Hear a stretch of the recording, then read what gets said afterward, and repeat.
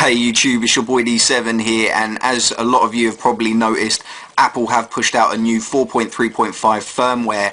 Now this video is no way promoting you guys to update. It should just be treated as a fail-safe. So if you guys accidentally update or you've just bought a new device, of course it's going to come now with the new 4.3.5 firmware. There is a tethered jailbreak for this. It's only an update as far as fixing a security vulnerability. There is no extra settings. It literally is just a fix of a security vulnerability, so that's all it is. But again, this video is just treated as a fail-safe. If you accidentally update, I don't know how people do that, but it happens, or you just purchased your device. So I'm doing this on my iPod Touch. Devices supported are iPod Touch 3rd Gen, 4th Gen, iPhone 3GS, iPhone 4 and iPad 1. This will not work with iPad 2, okay guys? So again, I'm doing this on my iPod Touch 4th Gen, so I'll just show you that I am running on the new 4.3.5 firmware. And no Cydia. Okay guys, so your first thing, obviously, again, you're going to need to update via iTunes. Again, I'm not promoting you do this. This is again just a fail-safe. So you need to update in iTunes to the 4.3.5 firmware. You'll need two downloads. One is going to be the Redsn0w 0.9.8 Beta 4, and one is a copy of your device's 4.3.4 firmware. Okay, so once that's done, of course, have your device connected. We're going to need to open up Redsn0w, and like always on the exe file, I want you to right click, especially Windows 7 and Vista's users. We're going to go to Properties and Compatibility, and make sure that you tick this box, run this program in compatibility mode for Windows XP. Once you've done that, click Apply and then OK, and then we're good to go. We can run the file.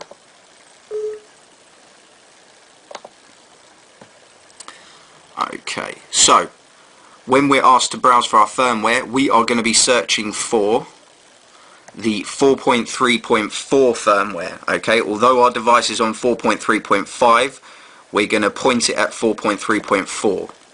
okay, once identified, we can click Next, and all I want to do is install Cydia. I don't need battery percentages, multitasking gestures. Yeah, I'll have some of that.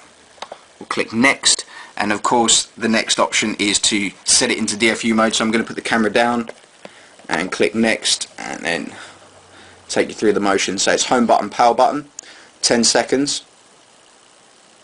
Release the power button and keep your thumb on the home button until you hear the dink.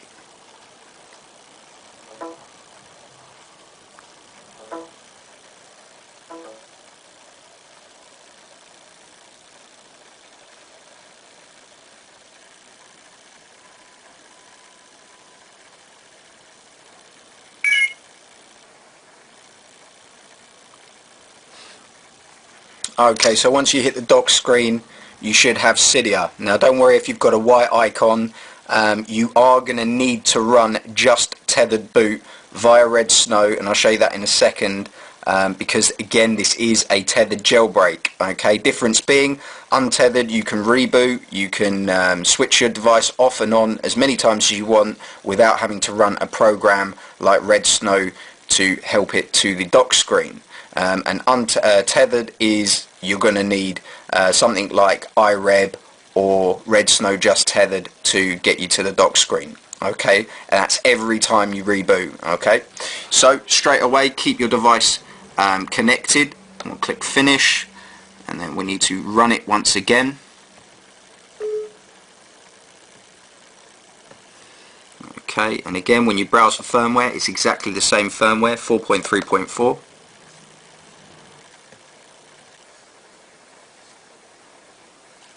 And this time all we want to tick is just boot tethered. Okay, that's all we need. Click Next, and then it's going to ask us to set our device into DFU mode again. So that's home button, power button, 10 seconds, and then release the power button and keep your thumb on the home button.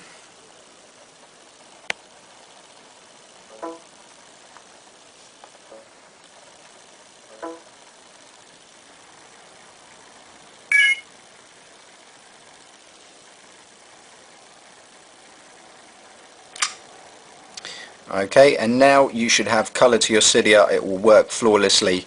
Once again, it is a tethered jailbreak, meaning every time you reboot you will need to use the just tethered method to get your device back to the dock screen. Well, anyways guys, thanks for watching. It's your boy D7 as always. Don't forget to rate, comment, subscribe, and I'll catch you guys real soon.